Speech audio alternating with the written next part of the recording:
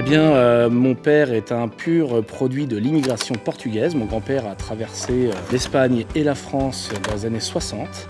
Et mon père est arrivé à l'âge de 9 ans. Il est arrivé dans le bâtiment très jeune. Il a été ouvrier, il a été artisan, il était chef de chantier.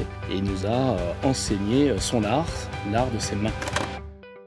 J'ai voulu créer une société où tu as la relation et la proximité d'un artisan et les process et les qualités d'un grand groupe.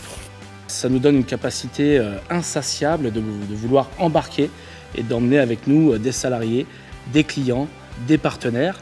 Tout ça m'anime. On va sélectionner aussi les chantiers sur lesquels on considère être en mesure de pouvoir mettre en application un ensemble de chartes au sein de Pinto Travaux sur les chantiers.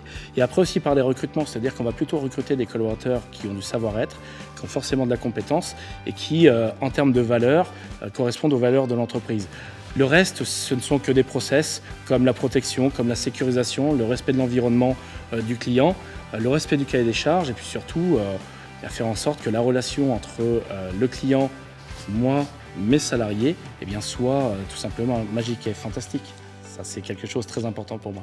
En ce qui nous concerne chez Pinto Travaux, je mets tout en œuvre avec mes équipes pour faire en sorte que ça soit plus anxiogène pour un particulier, pour un client, quand il fait faire des travaux, qu'il puisse avoir confiance dans son artisan et qu'il puisse vivre des travaux bonheur sans avoir la boule au ventre, en faisant en sorte que tout le cahier des charges soit parfaitement respecté. Ce qu'on a vraiment apprécié, c'était la propreté et la sécurité du chantier.